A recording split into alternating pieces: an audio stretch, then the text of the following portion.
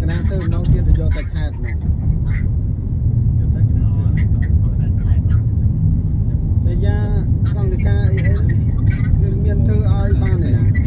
យកទៅលុយអត់យកទៅលុយអត់7ដិតមេដៃឥឡូវក្រោយស្អីណាហើយឥឡូវឡើង 60000រួចតែពេលអញ្ចឹងកណាសរសេរពងសរសេរម្ដងទៀតសរសេរអត់យកទៅនឹងយកទៅខេត